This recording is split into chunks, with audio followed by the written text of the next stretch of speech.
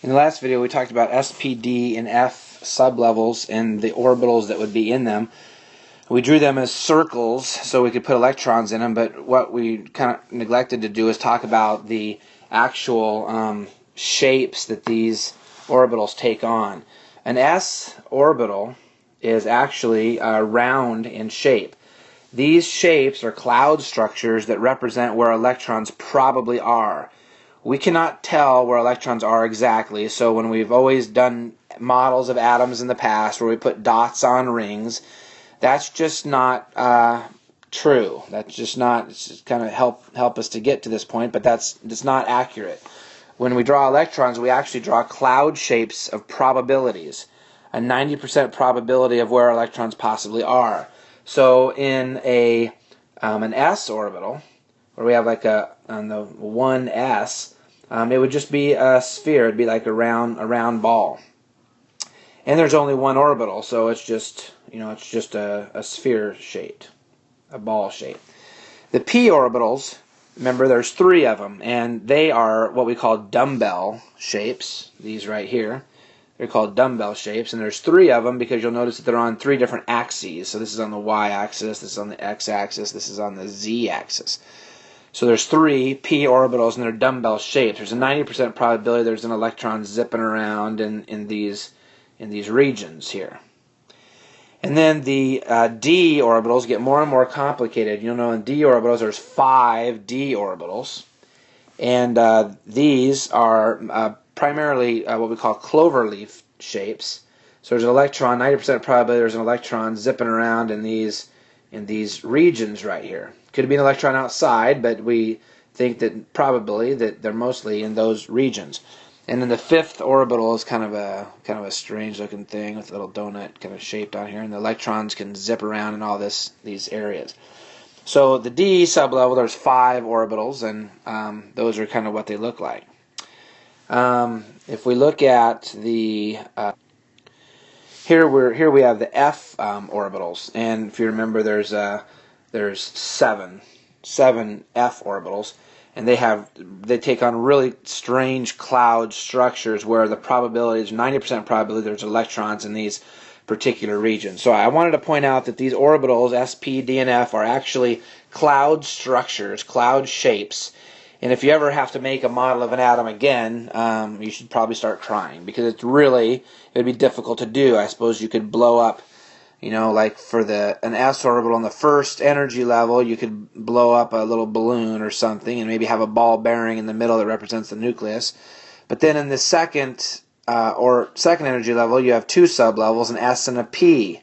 And so you'd have to have maybe a little bit bigger balloon for an S, somehow put that first balloon inside it, and then you'd have 3 P orbitals. So you'd have to have balloons that kind of went like this, and then one that was on the z-axis, and so these would represent probabilities of where all the electrons are zipping around in these things. So a model of an atom is really technically really difficult to do. Okay. Alright, to do the electron configuration or start learning about how we're going to configure electrons around an atom, we can look at, I made this little thing here for us to help us called the Electron Hotel. And this Electron Hotel is a rather strange hotel. You'll see that there are 7 floors right there, which we can call energy levels. And you'll notice that on the first floor there's only 1 sublevel. Second floor has 2 sublevels. Third floor has 3 sublevels. Fourth floor has 4 sublevels. And as we knew that was the case. So the first floor has 1 sublevels, it's an S sublevel. The second floor has 2 sublevels, an S, and then you go up a little bit of stairs and you'd be at the P sublevel. You'll notice that all the S sublevels have just 1 orbital, or 1 room in our analogy here. All the P sublevels have 3 rooms, or 3 orbitals. The D sublevels all have 5 orbitals, and the F sublevel has 7 orbitals in it. Okay, so what we want to do is we want to start filling up electrons for different elements, and So what we need to do is we need to know actually some of the rules here. So let's look at some of the rules that we have. Okay, so here are the hotel management rules for our Electron Hotel.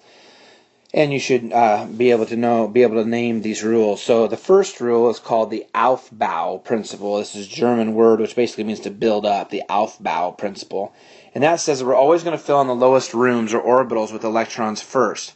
Now what that means is that sometimes you're actually going to put electrons into the 4th floor before you put some more electrons in the 3rd floor, because the structure of the atom is very strange and the energy levels actually overlap. So you could have an electron in the 4th energy level that's actually lower, closer to the pool or the lobby, than an electron that would be in the 3rd energy level. So always fill in the lowest ones first.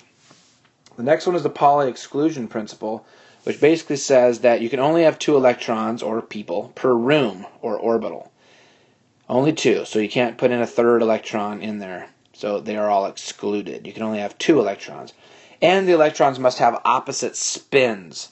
The way we do this normally is if we have an orbital, which will represent as a circle, and we're going to put electrons in it, the first electron you'd put in there we actually write as an arrow, and we'd say it's an up spin or a +1/2 spin or a clockwise spin. There's different ways we say it. The second electron then you put in there, you have to actually put a down spin on it. So 2 electrons per orbital, and they have to have opposite spins. Technically the way I usually do this is kind of like half arrows. So I go like this and this. That's 1 electron, then the second electron. Okay, the 3rd rule is called Hund's rule, and that means that you can only have 1 electron in an orbital in a sublevel until each room has 1 electron. Then you start doubling them up. So each of these electrons would have parallel spins. So what that means is, like if you have a p sublevel, okay, on a p sublevel there's 3 orbitals. So what that means is if you start putting electrons in, you'd put 1 in here, and you don't put another one in that room, you put another one in the next one, and then in the next one, and then once you have 3 parallel electrons in there, you can then start doubling up. So I can come back and start filling it up again. This isn't a big deal at all for like an S sublevel because there's only 1 orbital. So you'd put your first electron in, and then of course you'd start doubling up, which there's only 1. So, but on a P, a D, and an F, that makes sense. You have to put 1 electron in every orbital in that sublevel, and then you begin doubling up. That's called Hund's rule.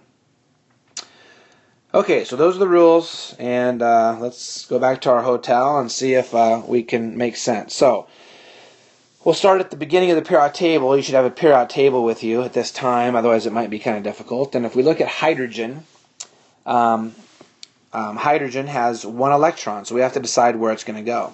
So according to the rule, the electron is going to have to go in the lowest room possible. So it's going to go right down here. I'd put an up spin in there. It's kind of hard to draw it in there. In the first energy level, in the S sublevel. So that's it. It only has 1 valence electron, so it's very easy at the beginning. Now later it's going to get really complicated if we get all the way to un octium. We have 118 electrons that we have to put into this hotel and write out the configuration, so that can be very difficult. So how do I actually write out the electron configuration? It's what we've been waiting to get to the whole time. So the way we do that is we write the energy level number first, the principal quantum number, which is 1. Then we write the sublevel, S. And then as a little exponent, we kind of write how many electrons there are in that sublevel. So I've only used 1, so I do 1. So there it is. That's the electron configuration for hydrogen. And the way we say that is 1s1. Not 1s to the first power. It's called 1s1. And that's the electron configuration for hydrogen. Okay, so what about helium? Let's go to the next one. Okay, so I'll erase everything. Helium has 2 electrons. So the first one would go in the first energy level on the S sublevel. And then the second one, then we would double up according to Hund's rule. So if I want to write the electron configuration for helium, you would write the principal quantum number, the sublevel, and then you'd write how many electrons are in that sublevel, and now there are 2. So the electron configuration for helium is 1s2. Alright, let's skip a little bit. Let's go to boron. Boron has 5 electrons. So First one goes in the 1s, then I would double up. And then the next one goes in the 2s, and then I would double up. And then the fifth one would go into the 2p in the first room. So what would the electron configuration be? Well, it'd be 1s, 2, 2s, 2, 2p. I gotta name each sublevel, and I have to tell how many electrons are in it. So this would be 2p1. You'll notice that if you add up all of the exponents in any electron configuration, it'll actually give you the atomic number. It'll be 5. Okay? It'll give you, for the atomic number of boron, it'll be 5. Okay. Let's move on. Let's look at your periodic table. Let's go to element 21. It'll be scandium.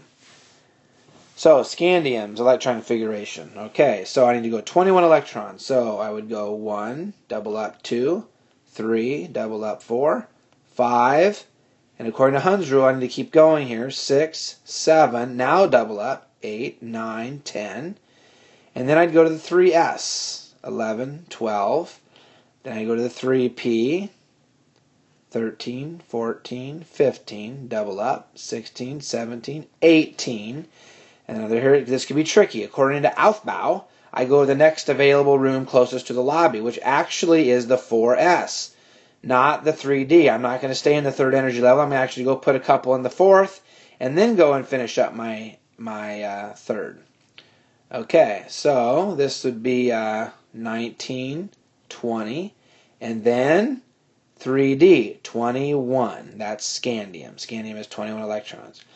So what's electron configuration? Well, it'd be 1s2, that's the first sublevel, 2s2, 2p6, 3s2, 3, I should keep going in a long line, but I ran out of room here, so 3p6, 4s2, and then 3d1. So there it is. There's electron configuration for scandium. Okay. Let's go. Let's just keep building on this. I don't want to erase everything. Let's just kind of continue on. So we're just going to be adding more electrons and making bigger configurations. So let's go. How about we go to 80 mercury? Okay, we'll go to 80 mercury. So I'm at 21 right now. So I'm going to keep going. 22, 23, 24, 25, double up, 26, 27, 28, 29, 30, 4p, 31, 32, 33, double up, 34, 35, 36, 5s, 37, double up, 38, 4d, 39, 40, 41, 42, 43, double up, 44, 45, 46, 47, 48, 5p, 49, 50, 51, double up, 52, 53, 54, 6s, 55, double up, 56.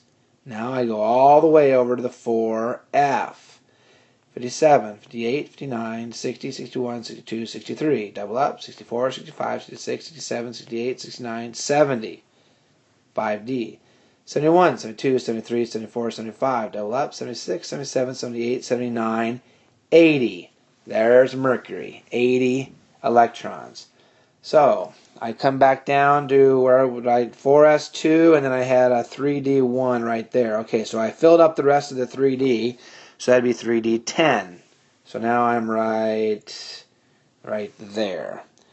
So the next thing would be 4p6, 5s2, 4d10, 5p6, 6s2, 4f14, 5d10.